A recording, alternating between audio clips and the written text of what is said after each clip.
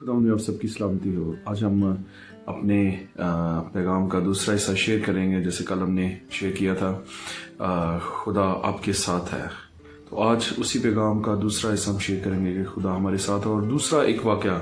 कलाम मुक़द्दस में से, पुराने अहदनामा में से हम देखेंगे दाऊद का ये वाक़या, पहला शमूएल और उसका 30वां बाब, चैप्टर नंबर 30 और उसकी पहली 6 आयात में ये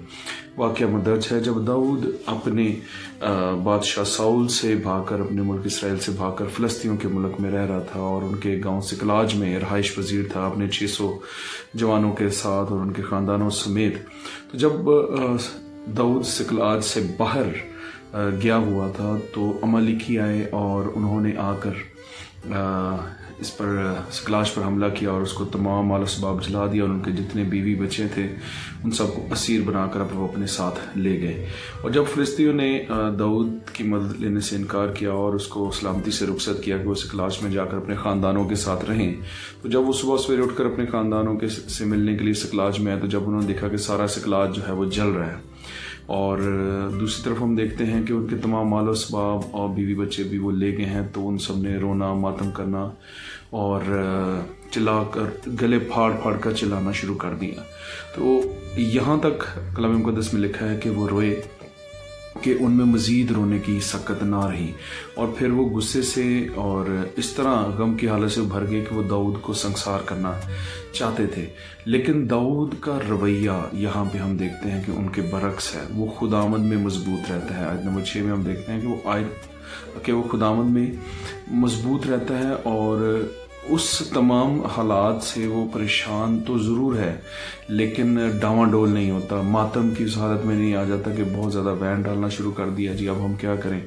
हमारे तो सारे माल असबाब, हमारे बीवी बच्चे असीर बनाकर अमालेकी ले गए हैं। उसने इसके बरअक्स कि वो मातम करता,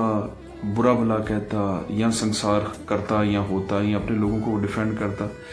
इसकी बजाय उसने खुदा की मदद लेना चाहिए और खुदा से उसने अभी यात्र काहिन को बुलाया और उससे अफोद मंगाया और खुदावंद की मर्ज़ी को पूछा कि खुदावंद अब इस सिचुएशन में क्या कहता है, वो हमें क्या गाइड करता है, वो क्या रहनुमाई करता है कि इस परेशानी की हालत में जब हमारे पास माल असबाब में भी कुछ नहीं है, जब हमारे पास हमारे ना बीवी बच्चे हैं, ना माल दौलत है, ना रहने की जगह है, ना सुकून है, मातम है, रोना है, तो इस हालत में हम क्या करें। तो खुदा उसको गाइड करता है। ये पैगाम आपके लिए और मेरे लिए भी है मेरे अजीज़ के, जब हम बहुत परेशानी की हालत में हों, एक ऐसी कर्मनाक हालत में हो जब हमें कोई सहारा या कोई अपने इर्द गिर्द चीज़ या बात या कोई ऐसी कोई उम्मीद नज़र नहीं आ रही हो, तो खुदा के कलाम से रजू करें, खुदावंद से रजू करें और दुआ में झुक जाएं और यकीनी तौर पर खुदावंद आपको एक अच्छा मुस्बत और हौसला अफजा जवाब देगा। और हम इस वाक़े में भी देखते हैं कि दाऊद को खुदावंद ने जवाब दिया कि तू उनके पीछे अपने 600 आदमियों के साथ जा और तू यकीनी तौर पर उनको जा लेगा। जैसे ही फिर वो अपनी तमाम कुव्वत को इकट्ठा करके उनके पीछे भागना शुरू करते हैं तो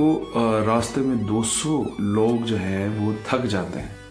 वो वहाँ पे ठहर जाते हैं, वो आगे नहीं जा पाते। फिर 400 लोग जो हैं वो दाऊद के साथ आगे जाते हैं तो उनको रास्ते में मैदान में एक मिस्री शख्स मिलता है जो एक अमालेकी का गुलाम है और वो 3 दिन से उसने ना कुछ खाया था ना पिया था। तो दाऊद के जो साथ हैं लोग उसको खाने पीने को भी देते हैं और उसकी जब तवानाई बहाल होती है तो वो उससे फिर पूछते हैं कि हमारे बीवी बच्चों को कहाँ लेके गए हैं। तो वो सारी फिर उनसे पहले ऐड लेता है कि मैं तुम्हें सब कुछ बता दूंगा लेकिन तुम मुझसे वादा करो कि ना तो तुम मुझे मेरे अमालेकी मालिक के आका के पास हवाले करोगे, ना मुझे कत्ल करोगे। तो उससे ऐद करते हैं, वादा करते हैं कि हम तुम्हें तो हमारी अगर मदद करता है तो हम तुम्हें तेरे साथ ऐसा कुछ नहीं करेंगे। तो यही बात जब वो लेकर आगे 400 लोग चलते हैं दाऊद समेत, तो फिर जाकर वो अमालेकियों को देखते हैं कि वो तमाम लूट से लुत्फ़अंदोज़ हो रहे होते हैं, खा पी रहे होते हैं, ऐश कर रहे होते हैं, नाच रंग कर रहे होते हैं। तो रात के पहरों में जब कलाम मुक़द्दस में लिखा है कि दाऊद उनको मारना शुरू करता है तो अगले दिन की शाम तक उनको मारता रहता है। इनके 400 लोग एक बड़े लश्कर के ऊपर वो फतह पाते हैं, लेकिन ये यकीनी तौर पर खुदावंद की मर्ज़ी से हुआ, खुदावंद के हाथ ان کے ساتھ ہونے کی وجہ سے ہوا، اور یقینی طور پر ہم اس تمام واقعے میں دیکھتے ہیں کہ جی وہ اپنے تمام مال و اسباب کو، بلکہ اپنے مال و اسباب کو بھی، بلکہ جو اور لوٹ کا مال وہ لوٹ کر لے کے آئے ہوتے ہیں ان کو بھی ساتھ وہ حاصل کر لیتے ہیں، اور ایک بڑی فتح کے ساتھ خداوند ان کو وہاں پہ ہمکنار کرتا ہے۔ اور اس تمام واقعے میں ہم دیکھتے ہیں کہ خداوند ان کے ساتھ ہے۔ اور یقینی طور پر جب ہم اپنے حالات میں آج کل دیکھتے ہیں، اپنے ارد گرد دیکھتے ہیں کہ بہت ساری مشکلات ہیں، بہت سارے مسائل ہیں، کرونا کی وبا ایک دفعہ پھر جو ہے سر کو اٹھا رہی ہے، اور بہت سارے لوگ ابھی سے پریشان ہیں اس چیز کے لیے کہ کیا ہوگا، کیسے کریں گے، اور ابھی سے کچھ نہ کچھ پلاننگ ہے، ممالک میں پلاننگ ہے، لیکن ان تمام پلاننگز میں وہ اپنی بدنی پلاننگز کر رہے ہیں، اپنی جو خود ساختہ منصوبہ بندی ہے وہ کر رہے ہیں۔ یہ ایک ہمارے لیے لمحہ فکریہ ہے میرے عزیز، کہ جب ہماری اوپر اس طرح کے حالات، اس طرح کی پریشانی، اس طرح کی مصیبت آ جائے تو ہمیں یقینی طور پر اپنے آسان پر قابو رکھتے ہوئے، اپنے ایمان میں مضبوط رہتے ہوئے خداوند سے رجوع کرنا بہت ضروری ہے، جیسے داؤد نے کیا۔ اور وہ یقینی طور پر کم ہونے کے باوجود، تعداد میں